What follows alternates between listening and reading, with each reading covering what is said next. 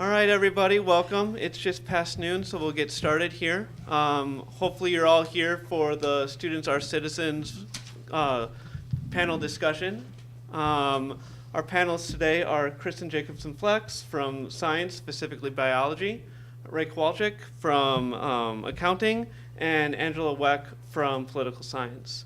I'm going to let them give you a rundown of how their particular discipline relates to this panel, and then we'll go through some prearranged questions, and then we'll open it up to you for questions at the end. So panelists? Sure. Since you started with me, I'll go ahead. Kristen Jacobson Flex. I see half my class out here, so I know you know who I am. Some of you do not, though. I think that I was asked here to sort of represent the science end of things. Also the citizen end of things. Since I teach environmental biology, a lot of what we talk about in our class is the role of citizenship, and that's going to come up in our second unit. So I definitely think that one of the roles of community college is to develop citizens. Some of them, my students, are grumbling because we have the service learning project that they have to do. But I feel like that may be something that all of us in community colleges have to do, is to sort of work on sort of those soft skills, and I think this is one of them. So I think that's why this will fit my expertise. Yeah, I'm Ray Kowalczyk, accounting instructor. Obviously, I'm here because I count money, lots of money. And so I'll be dealing with definitions of what things are and just the monetary aspect, not so much on the human side. We accountants don't deal with emotions that much, so I'll be counting up all the money on this one.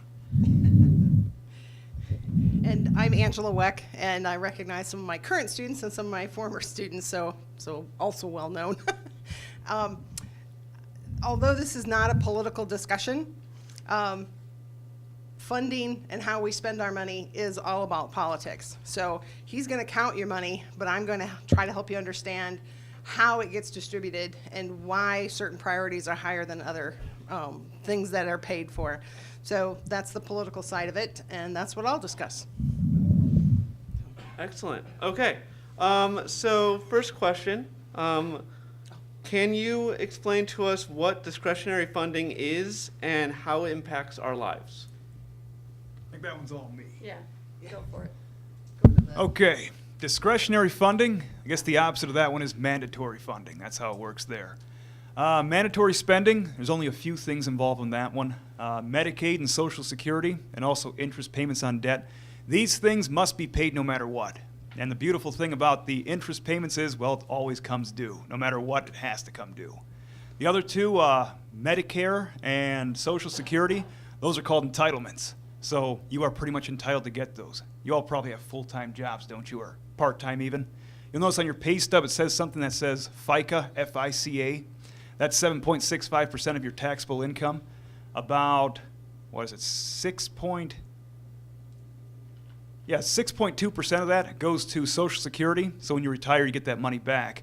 The other 1.4 goes to Medicaid, Medicare, I should say. One is different than the other. You put into to those two funds, so you get those two back. That is entitlements for you. Discretionary spending, on the other hand, must go through a legislative process called an appropriation. Your government must dictate how much money to spend on those particular things. So everything else the government spends money on is discretionary. So your NASA, your school funding, your grants, all that, that is discretionary. It must be made up and voted on every single year. I think this one's coming up in October, and yeah, it's going to happen real soon here.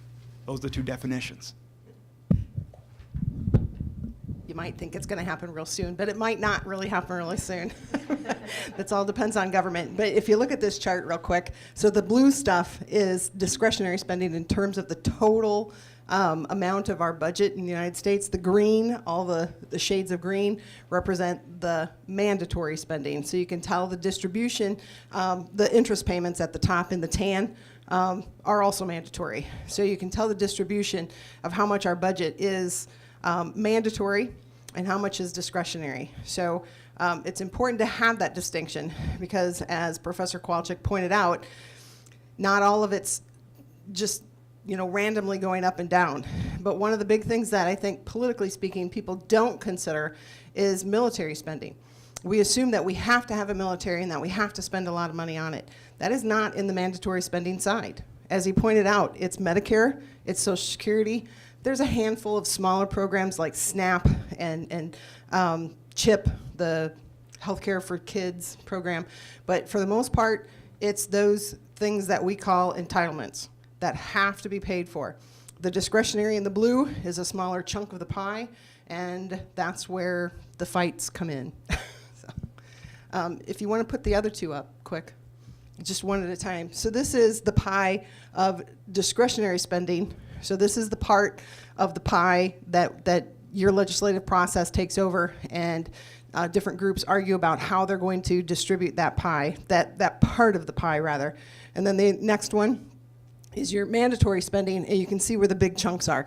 Social Security, unemployment, and labor is a full 49% of that. These are 2015 numbers because this is the last year that we can actually account for what was actually spent. So the stuff from budgeted last year is still being counted this year, and we haven't passed the next budget yet. So, but the stuff that's discretionary, the mandatory spending stuff, there is, again, the SNAP programs, veterans benefits of a certain degree fall into the mandatory spending. So mandatory spending is a huge chunk of our budget. Can you go back one now? Okay, so all I have to say about this is, I think mine is maybe, I have one that's a little bit different, because I looked up some numbers as well. But the fact, as Angela said, that military portion makes up over half of the discretionary budget. And I saw a statistic somewhere that says that the amount we spend on that military budget is the same as the top 8 or 9 other countries combined. So by no means is that a requirement that we spend that money. That is in this pot of money.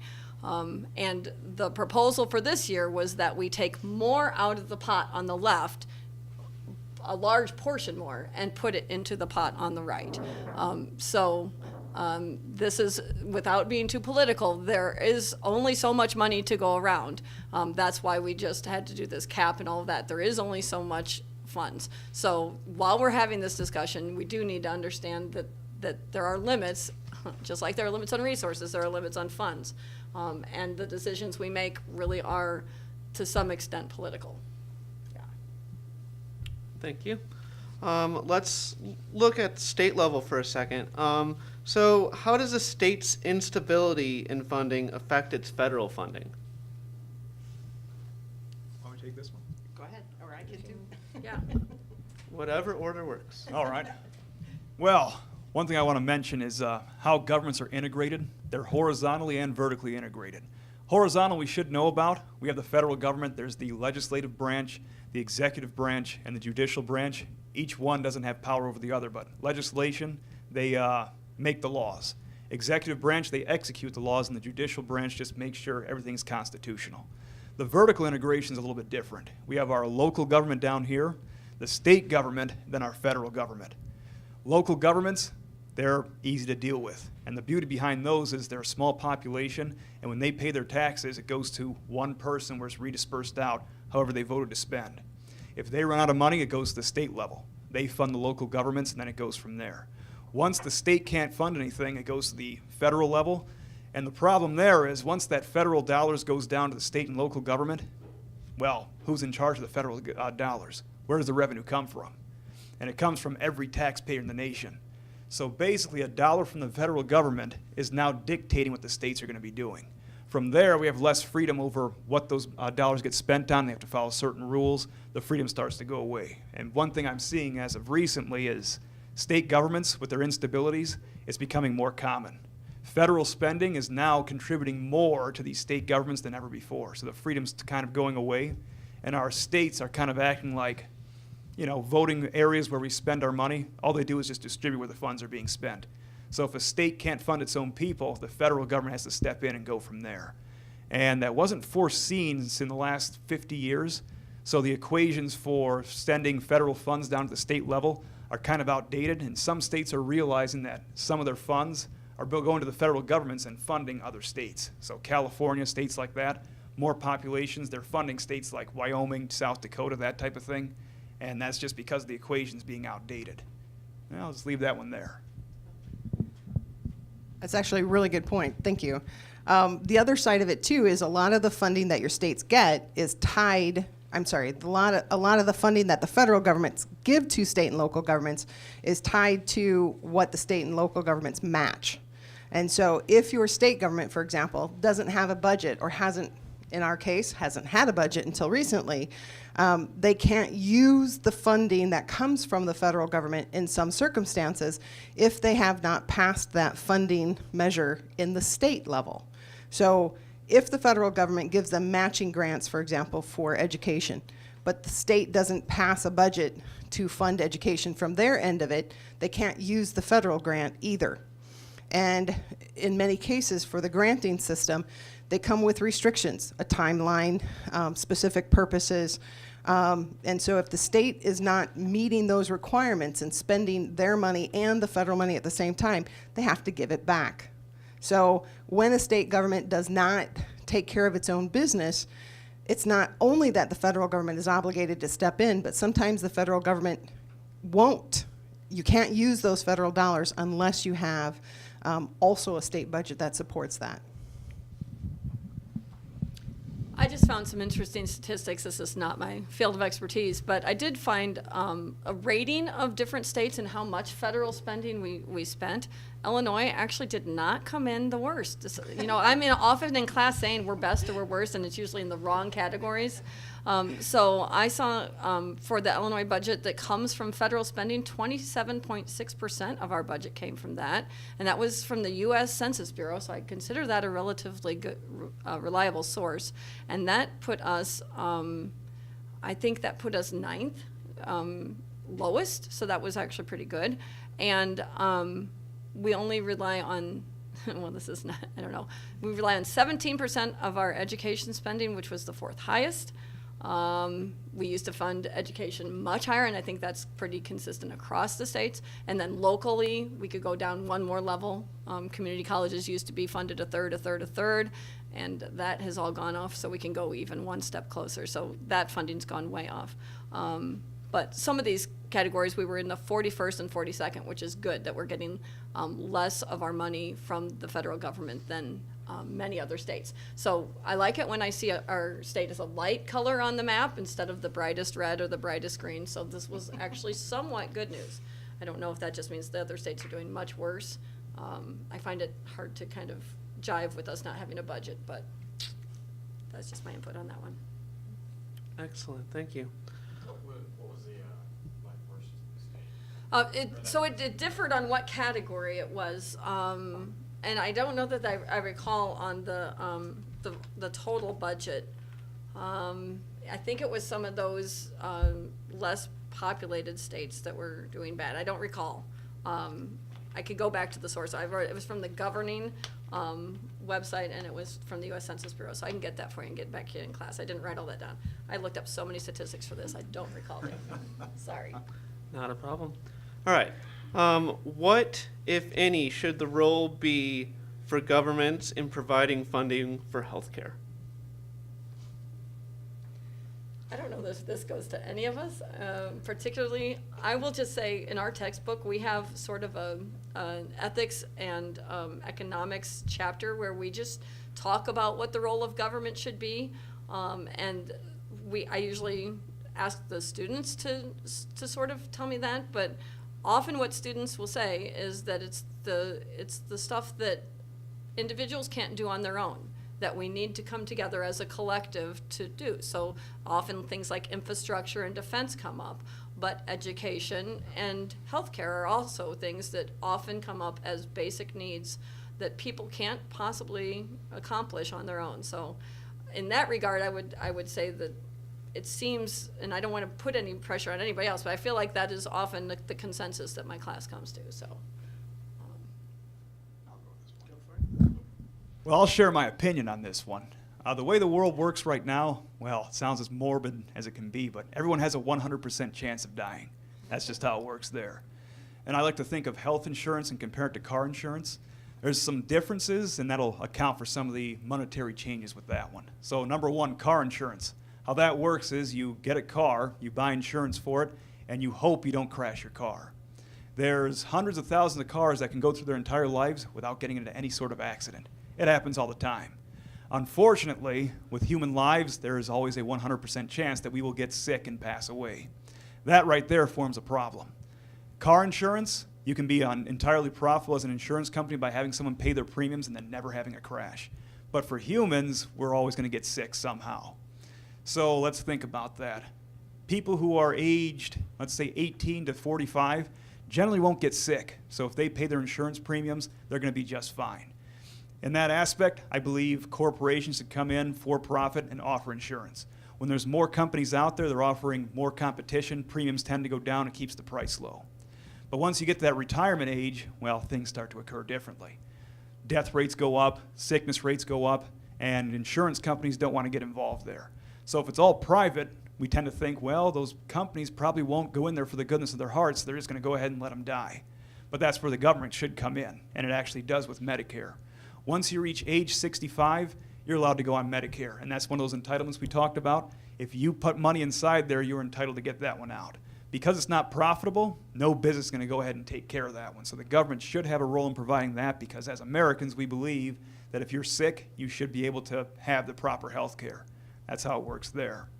Medicare, like I said, is an entitlement. You go ahead and put it on that one. You should be able to get that one out in your last few breaths of life. That's just how I see it there. Just an opinion of mine. And politically speaking, this is one of the issues. You know, there's no right or wrong necessarily. It is your political viewpoint on how much government you want to be involved in your life and in your pocketbook. And so if you believe in cradle to grave care, then you have to be willing to be able to pay for that, to be able to chip in your taxes that'll make sure that your health care is covered cradle to grave. If you prefer to take care of it on your own and have smaller government, then you need to assume that responsibility to do so. And that was a really good analogy with car insurance versus healthcare insurance.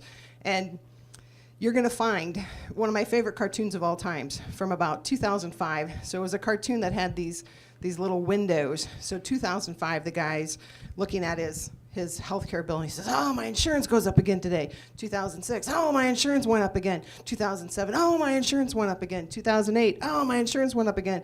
2009, oh, my insurance went up, and it's all Obamacare's fault. Every year, the price of insurance goes up because we're living longer, because just by living longer, we have more illnesses, and it's higher expenses the older we get to take care of. So your insurance is going to go up, whether we passed Obamacare or not. So, but the quantity of care that is mandated by you purchasing, and your age is actually the age that's going to be the biggest challenge. Right now you're in college, theoretically, if you're still under your parents' insurance. If you're all on your own, you have to buy insurance. So it is a political question on how much you want your government to do. Do another analogy. Now, how many of you have car insurance? Okay, so you had Harvey in Texas and Louisiana.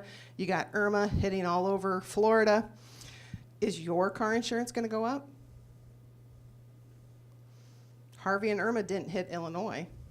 Will you pay more in car insurance, do you think? Yes, because those car insurance companies have to pay out more in Texas and Florida. They're going to have to take in more somewhere else. So the hurricanes didn't hit us, but we are going to pay for more insurance. So that's your question about who should be paying for it, and should it be government? Should it be personal? Somebody's going to pay for it, and it's going to be you. You just have to decide to whom you want to give your money. So. Having said that, if any of you were around 3 or 4 years ago, I'm guessing you may have had a claim, and thank goodness you had insurance. Or if any of you have ever had to have a claim because somebody else didn't have insurance. Has anybody ever had that happen? You get in a wreck? Yeah. I had somebody rear-end me. The person that rear-ends you, always at fault, right? Everybody knows this. Unless, of course, they don't have insurance. Guess whose insurance rate went up? Because I sat there and got hit from behind. So there's no fair in this game, right? Somebody is going to pay. So there is, if you haven't figured this out, the world is a lot of shades of gray. Thank you. Not for Not accounts, the though. book. Yeah. Yeah, that's black and white. Okay, so let's move back to discretionary talking. So looking at government departments, if funding is pulled from departments and departments no longer are funded, what is the result for the trickle down for that? Sure. Which department do we want to defund? EPA. Let's defund the Let's EPA. defund the EPA. All right, let's find it. All right, there's EPA. Okay, so defunding the EPA. You might think climate might be the main thing they do. It is, but they also are involved with Superfund cleanup. Any Superfunds recently affected? Anybody know what a Superfund is? Those are well, FEMA is what comes in and cleans up after and provides funds after disaster. Superfunds are sites that were so toxic that the federal government had to come in and say we're going to clean it up after a corporation probably didn't take care of it. So they are really, they're like the worst of the worst targets. In Houston alone, there were 13 Superfund sites that were flooded. They couldn't get in to see them. Now, somehow the AP got in to see them, but the US EPA could not get in to see them because there's nobody working for the EPA anymore. So that causes an issue because when those get flooded, then the toxins get out, and then there will be healthcare costs. So there's always a cost somewhere. If you don't fund the first part, you fund the second part, and so then we'll be funding the health portions. Emissions tests are no longer funded. Drinking water, things like Flint, Michigan, and right here in Peoria, and where we have sewer runoff, and we have atrazine in our water, and all sorts of other issues. So you don't have to go to Flint, and lead, all of those things. I just got to keep looking. Regional programs are cut off, like to the Great Lakes Restoration Project, which is dealing with keeping the carp out of the lakes, restoring wetlands, keeping runoff out. I've got just, okay. Energy Star program. Anybody know what that is? That, if you look, I'm pretty sure those yellow tags aren't there anymore. They tell you how efficient your appliances are. I think that saved us $10. A little bit facetious here, but it didn't save us much. Federal vehicle standards no longer being enforced. Cutting grants for non-source pollution, which we'll get to in class, but that's all of the runoff stuff. We are no longer trying to work on radiation protection programs. No threat of radiation anytime soon. You get the idea? Oh yeah, endocrine disruptors. We were studying endocrine disruptors. Once again, this is my whole class, but we'll get there. Anybody know what an endocrine disruptor is? Anybody up here? Prevent cancer. Yeah, well so they're found in plastics and pesticides and things, but that means that they mess with your hormones. And they cause cancer, they cause maybe males to become females, some serious things. Infertility, so we were studying that and trying to prevent that. We're no longer going to do that if we don't have that. That's enough. You get the idea. That was just EPA.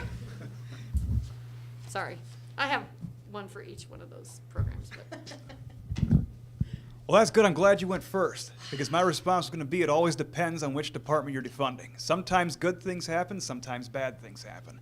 But ultimately, when you defund any sort of department of government, unemployment occurs. There's always people working for that form, and they're always getting paid in some way, shape, or form. Once that gets defunded, they either get transferred or they become unemployed. That's generally how it works there.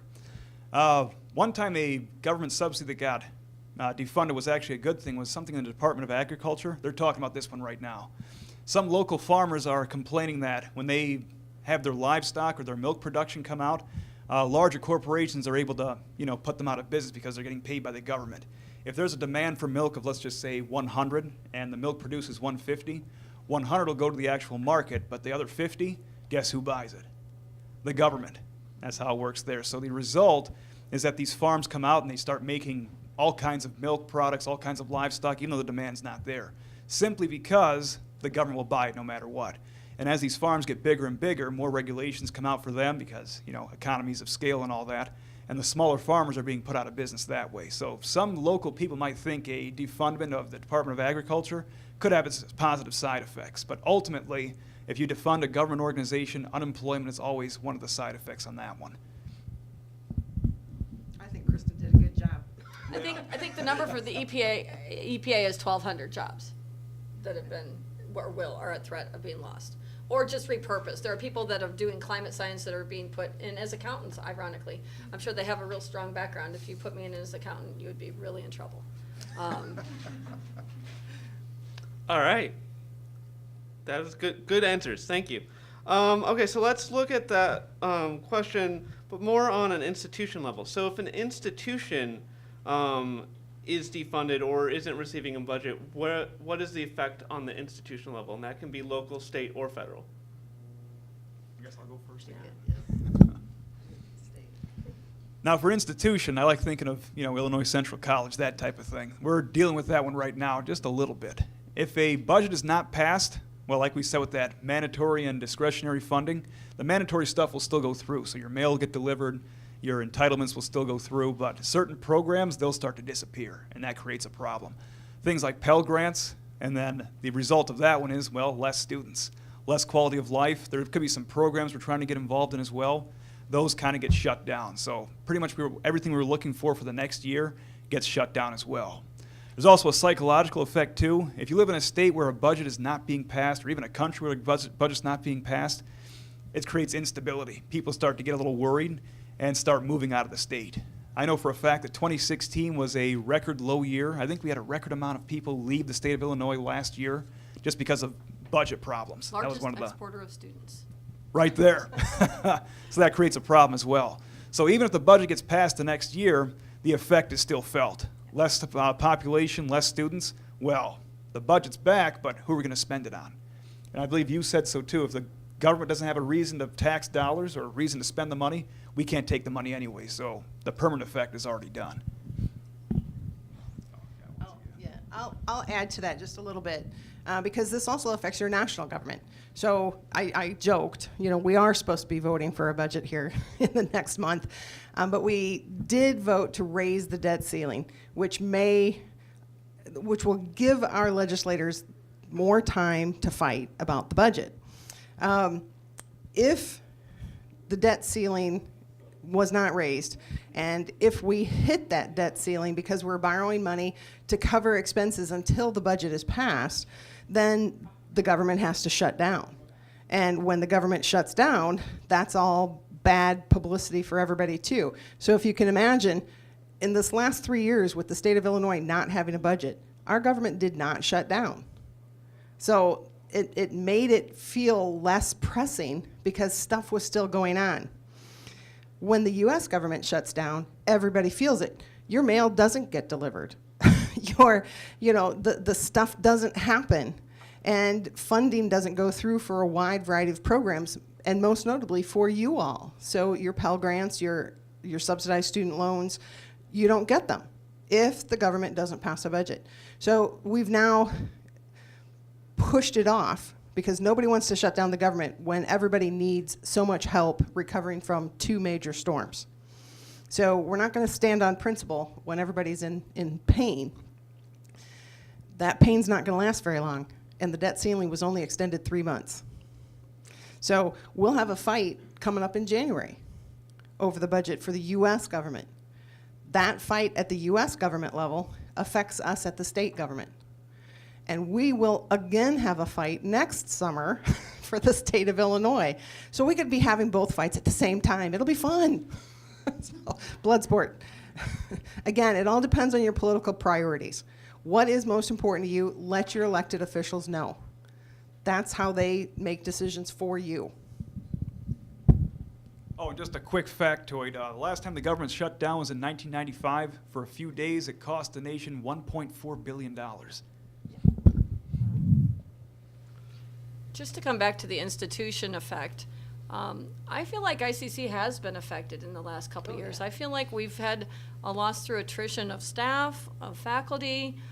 So you say we had lost students, but we've also lost colleagues. People have left the state. People are looking. And when you lose that mind trust, the same thing. U of I has had this, Northern.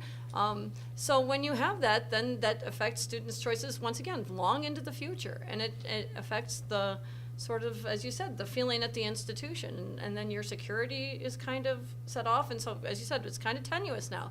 We feel like, well, we've got spending for now, but are people going to get raises? Are jobs secure? So it does impact. The trickle down happens the whole way through. So unfortunately, I feel like it has a pretty strong impact.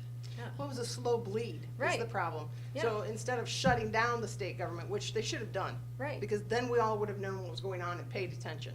But instead, we allowed a little bit of money for that, and a little bit of money for that, and a little bit of money for that. And so it was a slow bleed. But the ramifications of that are just as profound as had Yeah. we shut it down for a week. And then everybody kicks their elected officials into gear. And I don't remember the number, but there were a number of state universities that were, ISU, Northern, Northeastern, Western, Eastern, I could keep going, and then a number of community colleges that were really close to closing their doors.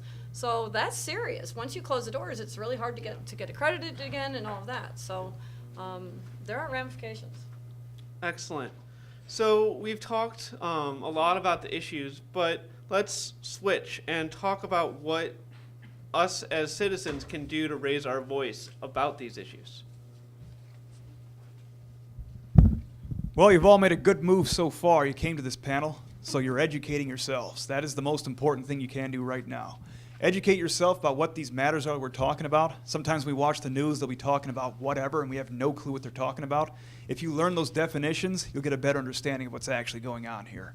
One thing I read earlier, the next thing they're trying to pass in the budget with healthcare is moving Medicare. They're trying to move that one down to 60 years old. So instead of being 65 to be eligible, you'll be 60 years old. The problem with that is now the government has more people to fund, more people to take care of, and that's going to cause some sort of a tax increase. So how are they going to pay for such a thing? One suggestion that's being thrown around is you guys.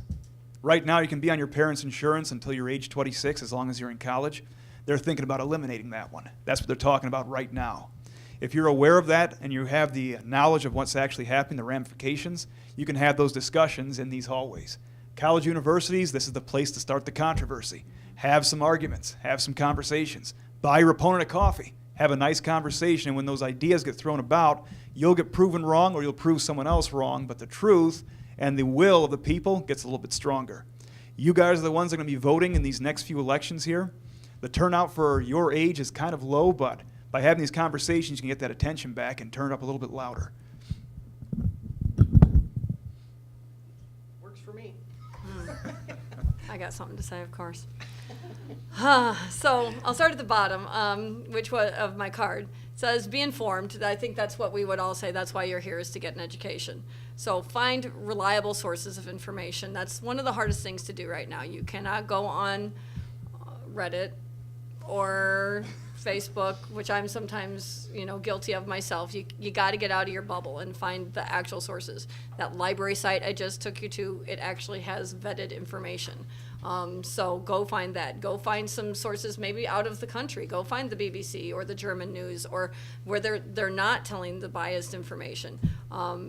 Go read some scholarly journals. Really just find some good information that is not coming from a biased source, which is hard to do right now. There's a lot of editorializing on news, which wasn't a thing when we were younger. We didn't have to sort through all of that information. Once you know what your thoughts are, you can call, you can email, you can send letters, you can go to town halls, and if you get mad enough, you can march, you can protest, you can hold a sign. Done all of it, and not a big surprise to any of you. And then eventually you can get to voting, but I think voting is the end of the list, not the beginning of the list. Voting happens once or twice a year. It's important, but what you do in between the voting, I think, is more important. You have to know what you're voting for. Now we're going into a primary season for our gubernatorial race. We have something like 9 Democratic candidates. Find out about them. Find out what they stand for. We should probably get some of them on this campus so we can hear what they have to say, and find out what the current governor has done and what he thinks and what has happened, and so you can go in informed. So we have state issues and we have federal issues, and that's not coming up for a while, but the state stuff is happening now. And find out what's happening in your congressional area. and find out who your mayor is. I mean, literally. And then the citizen part of this, be citizens of your own community. Go be a Cub Scout leader. Go do the stuff in your community. Go help with your churches. Go help with the library boards and the school boards and all that, because there's no they. That's what drives me crazy is everybody's like, well, they'll take care of it. You are they. You absolutely are the people who are going to be doing this. And I'm sort of frustrated that we have 9 candidates for governor and not one of them looks like me. Not one. So we need some women in the race. We need some people to start now. We need some young people. There's one young person, but we need more. So you are the ones that need to get that started. All right. Also, this is why I have office hours. If you have anything monetary related you want to ask me about, stop on by. I'm happy to see you. Thank you. Follow-up question. This wasn't one that we talked about beforehand, but a lot of times students and people in the community will hear of all the things that they can do, but the response, and I've said it myself to other people, is, does that really matter? Does that make an impact? And can you talk to that? You're political. Yeah. Absolutely, every voice matters, even in the presidential election. So, when you get up to the presidential election, you have the popular vote, but the president's actually elected by the Electoral College, which is 1 elector per member of the House, per member of the Senate, plus 3 for our territories. So there's 538 people who elect your president. So my vote can't make a difference. Yeah, it can. It's compounded. So if I say, my vote can't make a difference, I'm not even going to go bother to vote. And I tell Professor Kowalczyk, and he says, well, if her vote doesn't make a difference, mine's not either. And we tell Dr. Flex, and she says, well, if their vote doesn't make a difference, mine doesn't either. And pretty soon, you have all kinds of people whose vote won't make a difference, so I don't even bother to show up and give my opinion. Every vote, every time, makes a difference. In the local level, you've had city council, school board, all kinds of races that have been decided by 1 vote. Every vote makes a difference. So, all the way from your most local elections and run for office. So be involved. The best way to be involved is actually to run. You can run as an adult. Pick where you want to be involved and get involved. But absolutely, every vote makes a difference. Every voice makes a difference. And the more you poo-poo politics, it's too confusing. I just don't know. Somebody's making decisions for your life, for your pocketbook, rules that you are going to have to follow. Put your voice in the ring. Add your opinion about what's happening, because you will have to follow whatever they decide for you. Be part of that decision. I would say the best example recently would be the Affordable Care Act. I feel like that was absolutely decided by people standing up, calling their senators, being at the town halls, being a pain in their butts, calling, emailing, all of that stuff, and they literally made it so uncomfortable that people actually said, this isn't what my constituency stands for. I'm not going to vote for this. Surprised everybody, I feel like, but it made a difference, and that's just one example. But I do think that often even the people in office forget who they're beholden to. I remember hearing a congressman recently saying, well, my constituents don't do that, in a town hall, and everybody's like, we are your constituents. And he's like, oh yeah. But so that's the thing. You have to remind them sometimes who votes for them. So I think that we've seen it in the last 6 to 8 months that people make a difference with the immigration. When people went to the airports, that got changed almost immediately. So I think we've seen some actual change in the last 6 months. Excellent, thank you. So that is our portion of scheduled questions. So now I want to open up to you as participants if you have questions for our panelists.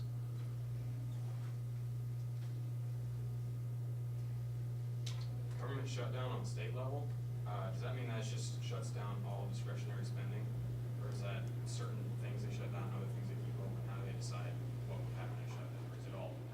I'm not really sure. Well, for a state shutdown, it's only those things that the state appropriated for. Like, I guess every single year they go ahead and make a budget.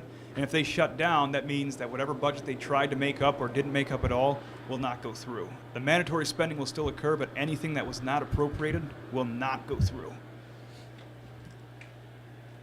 So I'm not clear on that. What's an example of appropriation? Let's see. Using, Okay, yeah. I have anything else that's not mandatory. Let's think here. State level, like paying employees at the prisons and all that, is that yeah, mandatory? that type of thing. They will not get, they will not get paid. Yeah. They'll do something called furlough, where they'll either let them go or keep only the mandatory people on, and they will not get paid. But over time, if the budget gets That's passed, dangerous. they get retroactively paid that way. But it's always causes some sort of psychological issue on that one. Imagine working for a month and not receiving your paycheck. That'll do some damage.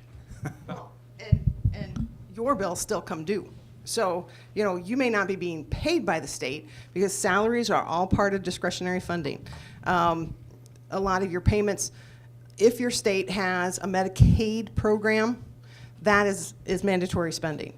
But it depends on how much that is.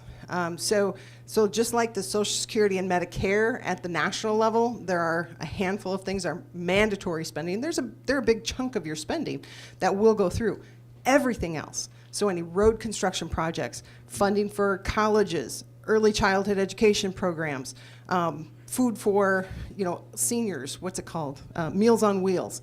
None of that goes through. So over the last 3 years, we've seen a number of agencies for the elderly or the infirm, a variety of social service agencies that have laid people off or closed their doors because they couldn't be guaranteed that they were going to get any funding from the state, and if they got some, how much? So when the state shuts down, most of the things you think of are actually discretionary spending. It's just the biggest part of it is actually mandatory, but the things that we think of as coming from funding from either the national government or the state governments is discretionary. There has to be a budget passed where your legislators fight about how much is going to go to this pocket, that pocket, that pocket. If they can't decide, none of it goes. They have to pass a spending appropriation bill. So I remember Spoon River Correctional Center, I think, was having an issue, right? Because they couldn't pay their water bill because they weren't getting funded, and the water company almost shut down. Threatened to shut them off. Right, so it's a trickle down, and I know, like if you're not paying your vendors for your food, but you still have to feed the prisoners, then all the other companies get affected. So that's what we've been having. So I guess I knew this. I just didn't know the words. Sorry. Yeah. Thank you. Other questions? Yes. I kind of heard someone said about the debt ceiling. I wanted to know the definition of it. For your national government, and you might even be better at this, debt ceiling? Sure. Okay. The debt ceiling is again part of that legislation where we set a budget that says we don't want to owe more as a country than X. So this is our ceiling. So in order to keep under that ceiling, we have to pass a budget that cuts spending in some areas so that we can afford to keep spending in other areas. But the overall spending has to be below that ceiling. The problem is the mandatory spending, the Social Security, the Medicare, the interest on what we owe continues to accrue. So we have more, it's more, it's more, it's more. So those are things we have to spend money on. So we could cut, you know, the discretionary stuff. Those are the things that are hard for people to accept cuts. Do we really want a weaker military? Do we really want less money for Pell Grants? Do we really want less money to protect the environment? I mean, I want my water to be safe, and I want to know it's safe when I turn on my tap. You know, where are we going to cut it then? So if we don't cut it, we have to borrow more. And that's where the debt ceiling has to be either raised or we have to agree to make cuts. So I think there was a slide earlier that said that we make $3.4 trillion in revenue per year. You know where that all comes from? Federal taxes. That's how much we get with that one. But how much do we spend per year? It's probably a little bit more. I think it's like 4.8 trillion. So in that aspect, if we want to keep spending and having these things that we like, we have to have some sort of debt come on. And as you know, you accountants out there, assets equals liabilities plus stockholders' equity. If you take on debt, That means you have money that you didn't otherwise earn. And when that happens, well, you've got to pay it back. The way we work it right now, the whole theory behind this one, if we take on debt, what happens to our economy? It starts growing, right? We have more businesses, more revenues, more people having jobs. So eventually the inflation will help take care of that. It's actually not a bad thing to take on debt, but if it gets out of control, it becomes something that's a little bit more worse. Let's think here. If you have, let's just say, $1 trillion in debt that was borrowed in 1950, is that the same worth in the year 2000? Not so much. So when we take on debt, our theory is we're going to use it to grow, and inflation will take care of the actual balance. Debt, when you borrow, it freezes with inflation. If you borrowed $1,000 in 1920 and you didn't pay it back till today, you still borrowed that same $1,000. $1,000 is easier to get back today than it was back then. So it keeps growing, but the legislation says we're going to stick to a certain number. I don't know what the national debt is right now, but let's just pretend it's 18 trillion. If next year we say we can only make it go to 19 trillion, once we reach that amount, we can't take on any more debt. So when they talk about raising the ceiling, they got to pass that budget first and see how much they're going to spend, and then go to that level or even higher, depending on where they're actually putting that ceiling. I think we went up to 20. Oh man, We agreed to. we need some inflation. Thank you. Other questions?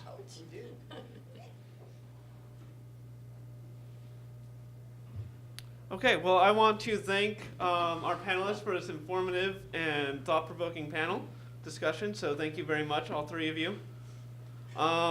We will have a sign-up sheet. If you are here for a class, we'll put it up on the front table right there, and you can sign your name and your instructor as you leave. And also, there were surveys handed out at the beginning. Please turn those in on the front desk as well, so that we can collect and know your thoughts on this panel.